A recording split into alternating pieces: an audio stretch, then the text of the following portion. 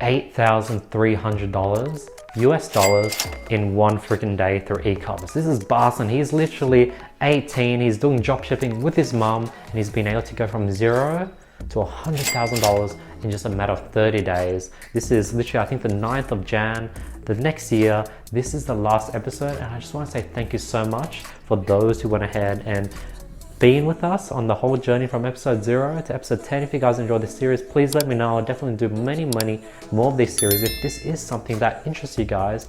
And yeah, hopefully you guys have an amazing day. Peace. Yeah, man. Yeah, congrats. The day hasn't even finished. Yeah, man. It's like 2 o'clock here. It's pretty sick. And actually, yesterday we hit 8K yesterday. Dude, congratulations. Nearly 10K. Nearly that 5-figure day. I'm still waiting for 50,000 a week. Okay. Yeah, but you guys are slowly getting there. This is freaking insane. So literally, if this was yesterday, so this was on the 8th of January, the last episode was on the 6th, so 2 days after that 5K day, Barsin's at 8.3 freaking K days. Do you remember this day? How did it feel? How does it feel looking back? Tell me about this freaking day, Barsin. 8.3K, man. Yeah, I remember that day. That was like epic because like 8.3K in a day was a lot for me at the time. And it was like a big deal because, like, as I said this before, literally 1 month ago, I was not even doing like 1K in a month. And all of a sudden I was doing 8K in a day. So that was crazy. That was like the peak for the store. And then now we go over the PayPal issue. We really updated that because Barton's still going through PayPal hold, but he listened to what I said. He's constantly calling them up, constantly bugging to make sure that they stick to their word and stick to their deadline. PayPal, they still have our money, but we've been in contact with them like 3-4 calls now. We've gotten they've had some issues on their fault, not a lot, like they didn't accept it. But then we called them. Most of the things have been complete now, and then we called them yesterday, and they just said you need to resend the ID, but instead of doing it through PayPal, send it to the specific email. And they gave us like this coded email, and then we sent that to them, and they said within 72 hours. So I believe by tomorrow it should be all good. That's very good. Yeah, with PayPal you want to continuously get back to them instantly. Within, like, they give you the next steps, get back to them. If they don't reply within the 24 hours, follow up, give them a call. You need to be on it continuously to really get the hold released as fast as possible. So how much is currently held in your PayPal? And we've been doing that basically every day. We're on to it. Like, it came to one stage where before the call yesterday, it took them like 4 days to get a reply back, like from the documents and stuff we sent in. But then finally they replied, and they just said it was the ID, which we did send yesterday again. So it should be fine. That's good. Yeah, it's good that you're on it. Yep. And how much is locked up in the PayPal at the moment? PayPal is like, I think 28,000 now. And then there's also this other small situation where like a small portion of the money, like every 1 in 3, let's say, orders from PayPal, they'll hold it. And then that's been like 8,000 of that. But then I've been keeping track with that. That's just, you have to put the shipping details in, and one day after it gets shipped, they'll give the money back. But then the good thing is that ever since we called them yesterday, no more have been on hold. No more. So all your monies are gone through now? It's like, it just hasn't been going on hold. So it's still just going to the account, but it's still limited. So I think by tomorrow it should be fine, and we'll get all back. Perfect. And how's your sort of accounting and finances at the moment, given that you have like 28 grand held up in PayPal? It's going fine. My mom's managing it well, and luckily, like, a lot of the orders are going through Stripe. So, and that's just been doing like really heavy payouts recently, so that's really good. That's good. And have you guys been able to consistently pay off the credit cards with no issues and not let it hit the limit? What's your credit card limit at the moment? Was to the Stripe, and I had some investment that I had bring it to the business since the PayPal has kept that one. So as soon as the PayPal pay, I will get that investment again out. That's good. So right now things are tough, and you're just waiting for the 28 grand to be released, correct?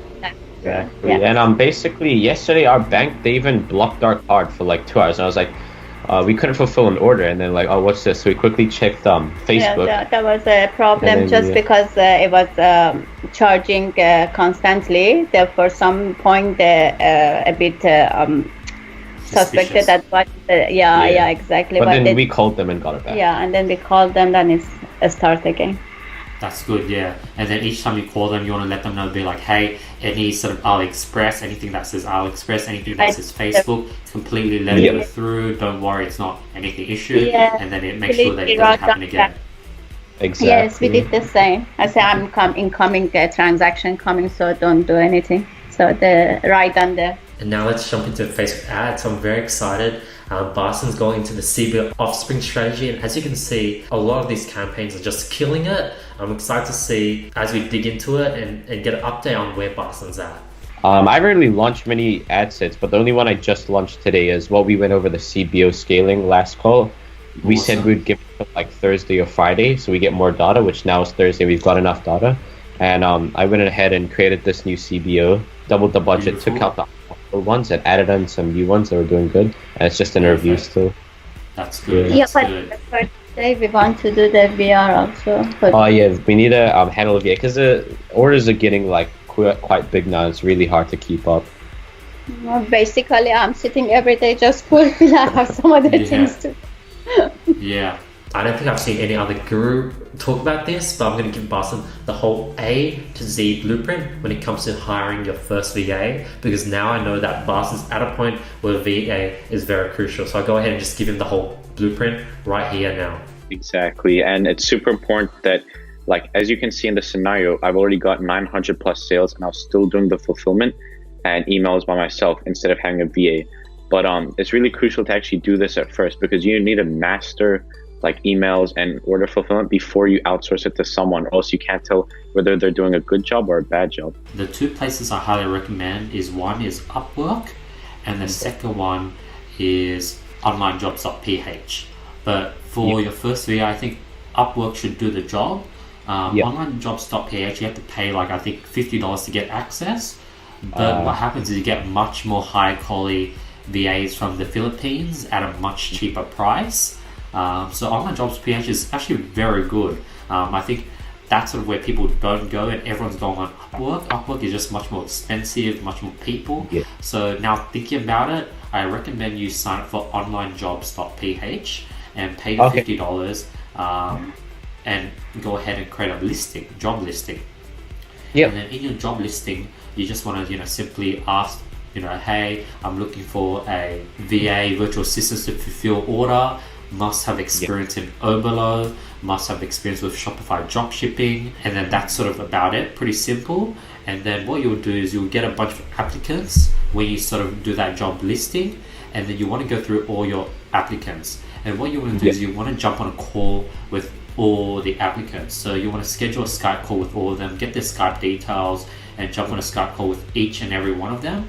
And you'll probably get say 15 applicants. You jump on calls with say 10 of them, and then after talking to them, you can probably sense that 2 or 3 are quite suitable for the job.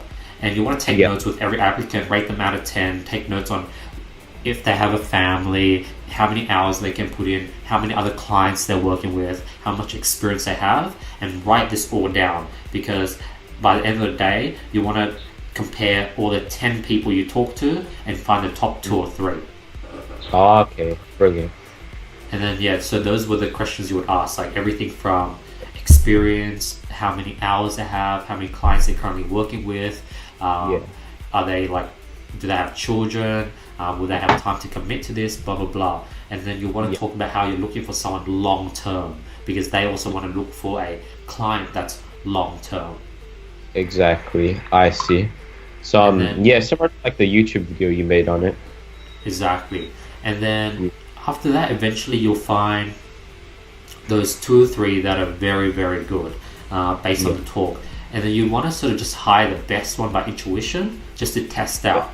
And you want to sort of do a probation. And not only that, I go ahead and talk about, a lot of people ask me, how do you trust your VA with logins and your credit cards, and what's the solution to that? And I go ahead and sort of just give you guys, don't worry, here's the steps. What do you do if they go ahead and just order a bunch of things for themselves? And on top of that, another tip I want to ask, use LastPass. So rather than having to give them your password and username, you can use that app called LastPass. We can just share it to them, and then we're using the Chrome app. They log into your account and they can't see your password. So that's an extra bonus tip that I want to give to you guys now. What you'll do is you'll give them access to your AliExpress. So either you could look for some keyword sort of login protector thingy, like those sort of RoboForm or keyword autofill, where you could log in and it can autofill your logins for you. So you could install one of those apps. I don't use one personally, but this is just like another solution. You could install one of those apps,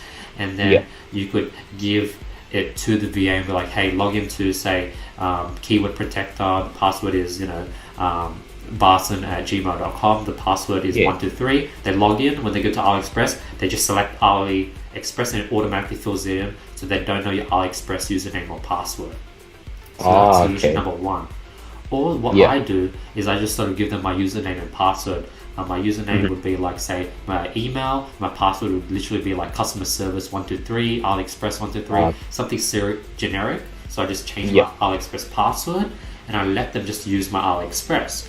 Now I'm not worried of them ordering items to themselves, because as you know on AliExpress, within the first 24 hours, you just cancel all orders. So if they order a bunch of things for themselves, I just log in and I'll cancel all those orders, and they just lost themselves a long-term client. So most VAs won't do that anyways. So that's why I sort of just give them my login. Now when it comes to payment, you already have your payment already attached to your AliExpress. If not, you could go to Alipay, and then you could log in with the same AliExpress login. You could actually attach your credit card onto your account. So when VAs pay, all it says is a bunch of asterisks. They can't see your actual credit card number. They can just see the last 4 digits, and that's fine. And they could go ahead and fulfill orders.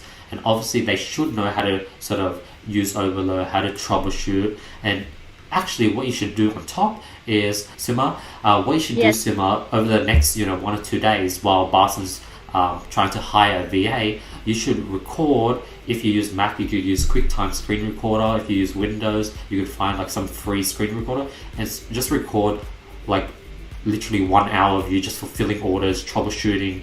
You don't need to record any audio, but you can record audio to guide the person through. And you create like a training video, basically of you doing what you're doing every day. So killing 2 birds with 1 stone. You're fulfilling orders, which you already do normally, plus you get to create a training video, which you could also send to the VAs once you sort of interview them. And then what you want to do is you want to test the first one. If she's good, you could just keep her. If not, say, be like, the 1 week probation's finished.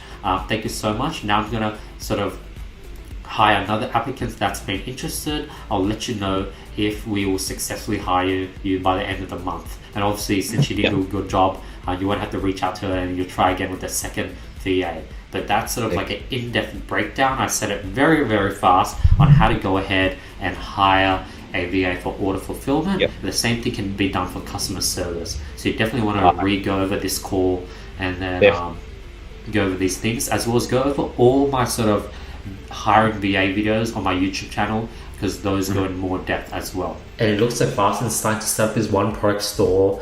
He's asked me how to go ahead and what do you test with the new one product store? Like, do you use lookalike audience, blah, blah. So we'll go ahead and address that issue, because a lot of people ask me, when I go ahead and scale to a one product store, what audience do I start with? Exactly. So I was super confused at this point, so I had to be sure to ask Andy on this topic. With the Creative 6, that's like our new creative that's been working. Should I just save that for the new product, the new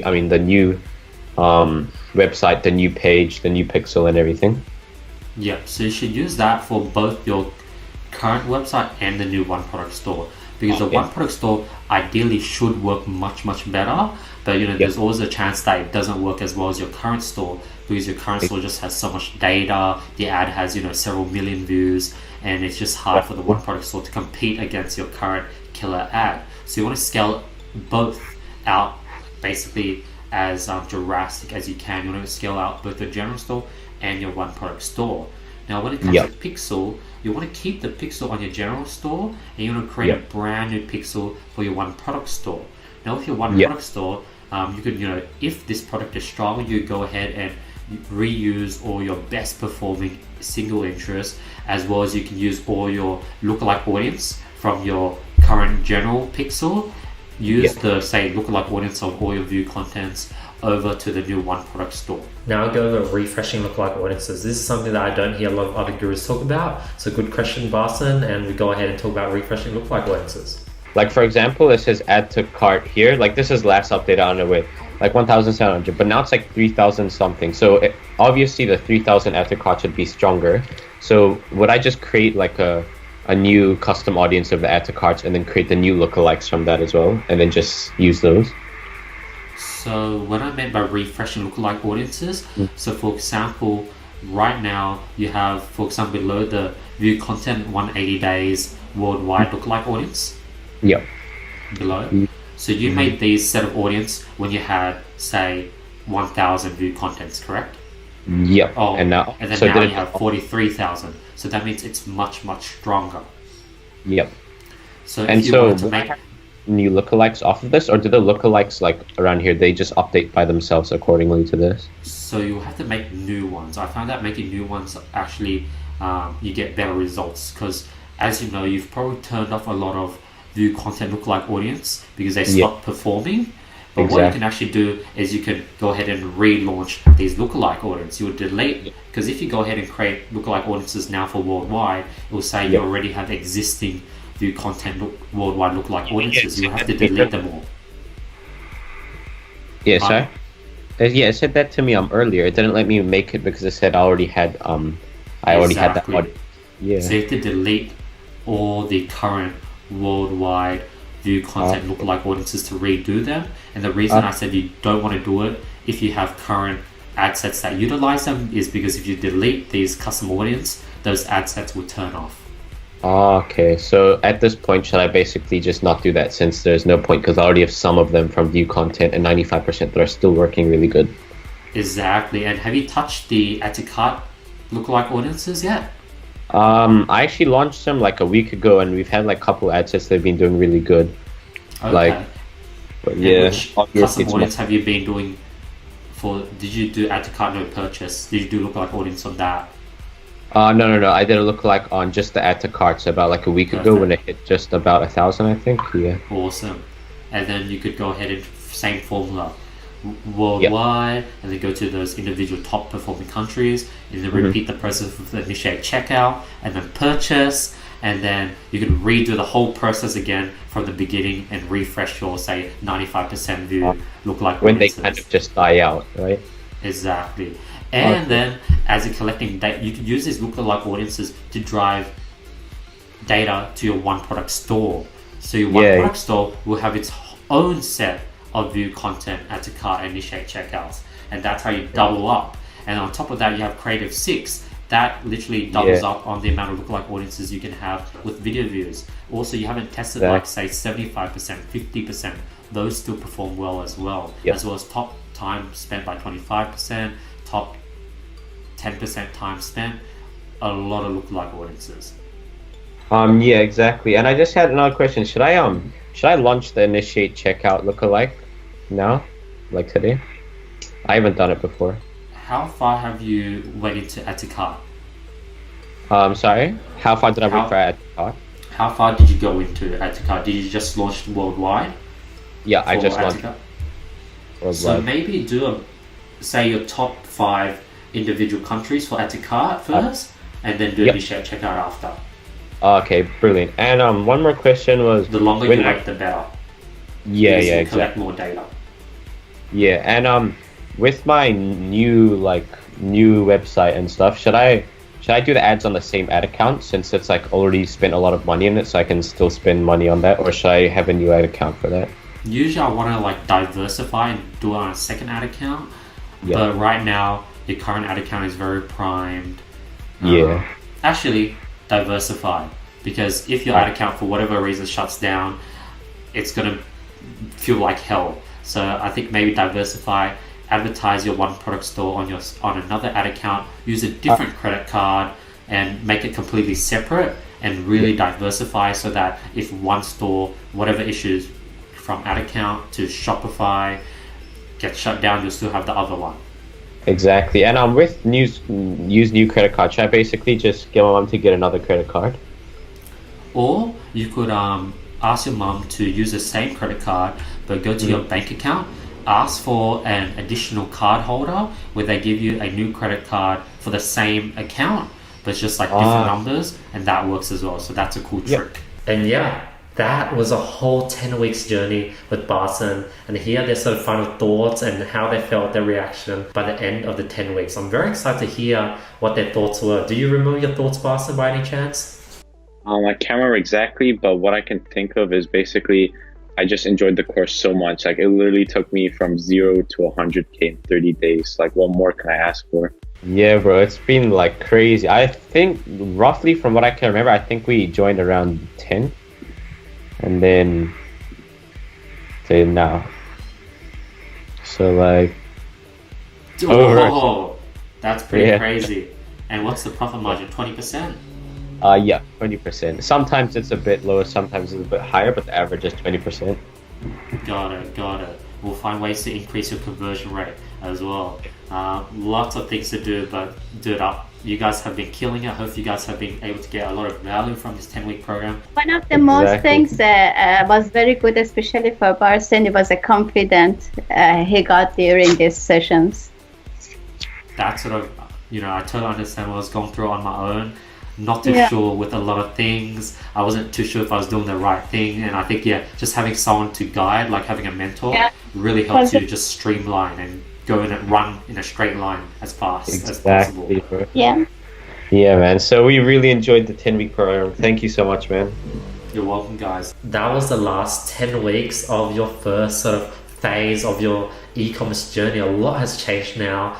You're a completely different person. You look different. You've grown so much.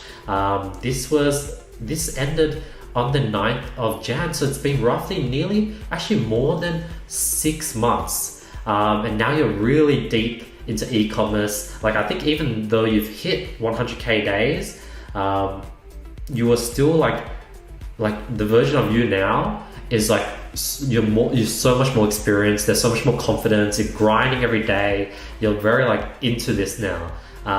That's sort of my thoughts, but I don't know, I'm just rambling a bunch of things. What's your experience been filming this series and looking back at everything, Barsin? Yeah, it's been crazy because this was actually a long time ago, like almost 8 months now. And back then, like, I was still a newbie. I've only been in dropshipping for like 3 or 4 months then. And that 3 or 4 months before I met you was like the newbie stage, basically knows nothing. And then this, the whole like 1 month program, that definitely changed like my whole perspective on dropshipping. Like, I learned a lot more. And after that 1 month, I came out like a new person. And then since then, I just been able to like replicate what I've been doing. And yeah, I mean, like in general, dropshipping just matured me a lot. Like, I was actually a totally different person 8 months ago compared to how I am now. So it's just crazy to look back on. Yeah, you're definitely way more mature. You're way more confident. And like, even though, you're looking for that next big winner, you found a bunch of small winners over the past few months. You definitely, I think, hitting those big K dates, like even though you're probably doing more, but with like smaller numbers over a long period of time, right now you have just a way stronger foundation. You know that this is something that you can really live off. Whereas back then, it was sort of, you found one winning product, you scaled it up, and then it crashed, and then it was like, who knows what's the next plan. But right now you're just very steady and you have a super strong foundation, and I'm very happy to see that. Exactly, because this happened to me and I see it happen to like a lot of people. Like, their first winning product is usually by luck. It's not actually skill. They didn't know how to do product research correctly. It was pure luck. And then like, I went through a phase, I think it was like 2 or 3 months after, like, since the day I like finished with that winning product, I went through like 2 or 3 months without finding another winner. And that was like, that phase taught me a lot. That phase really like made my product research go to the next level. Like, that phase genuinely just taught me so much stuff. And it was like a down time, like I was down because, 2-3 months not making any money just after going off, like making 100K revenue in 30 days was bad, but that definitely taught me a lot. And I just see it on Instagram too. There's a lot of people who get lucky with their first winning product, but they don't actually have the skill to just keep going after that. But that was me. And then I just kept repeating what I was doing, and then I finally cracked it. And now I'm just like continuing what I'm doing. Exactly. Tell me about that, because I know a lot of people, they find a winning product, they scale it to the moon, they do like 2, 3, 4, 5K days, and once the product dies, like, since their normal has been, the bar has been set so high, when they go back to doing $50, $100 days, they're just depressed. So it must have been a tough 2 months. Like, you were killing it. Like, tell me about that experience. Yeah, so basically, as you said, I was killing it for a month. Then literally straight after, I don't even know if I was hitting like 200 days, like $200 days. And like, yeah, that was really emotionally tough. But then that taught me a lot in terms of, like I had to really work hard. Like when I had that winning product, to be honest, I wasn't working hard. I like had a winning product and it would take me like 20 minutes on the ads manager every day. And then the rest of it, I'll be going out with friends or doing whatever. But then after that, like it was a wake up call that, you need to keep working hard and everything. And that's like what shaped me to where I am today. Like I'm working hard every single day, like putting in hours. And yeah, I wouldn't be where I am today if it wasn't for those 2 to 3 months that really tore me apart straight after that winter. Exactly. That 2 to 3 months definitely made you grow so much. And that's sort of why you're very secure now, because you have a strong foundation. Like, tell me about like what's your hit right now? Like, how confident are you when it comes to finding winning products? Like, are you scared of ever like going broke with e-commerce? Like, what's your mentality now and confidence now? Yeah, I'm a lot more confident, and like I've got the entrepreneur mentality. Like I'd risk it all just to like grow more. And yeah, basically it's still baby numbers, but since then I've opened like 3 or 4 more stores, and each store has touched 6 figures since then. So I've just really replicated my success. But this time it wasn't just getting lucky by like one winner. I've had like 2 to 3 winners over the course of each store, and my new store I'm planning on really keeping that for a long time. But yeah, definitely just grown a lot from that 2 or 3 months. Yeah, because it's so easy to scale, and like people think entrepreneurship is easy, and that definitely happens when you do dropshipping, where you make a bunch of money very easily. But then when you go through the grind, you're like, wow, this is much more tougher than I thought. I got unlucky where my first winner was like 70 products in. So like by the time I found my first winner, I had like a solid foundation, got burning through 70 products. But when people find the first winner within the first 20, 30, like first 10 products, it's scary, because I know like when that product dies, I don't know if they'll be able to like maintain like their confidence and sanity. But Barsin, you pushed through it, you're still killing it now. You went from 0 to 100K, now you've done multi 6 figures, and you've been an amazing student, and I've been super happy and proud to just see your whole journey and see you grow over the last year, man. Yeah, I've been so lucky to work with Andy, because if I didn't stumble across Andy in December, I don't know, I still might be a newbie to this day. So I don't know, I was just so lucky with that, and thank you so much, Andy. This program was honestly amazing. Thank you, Barsin.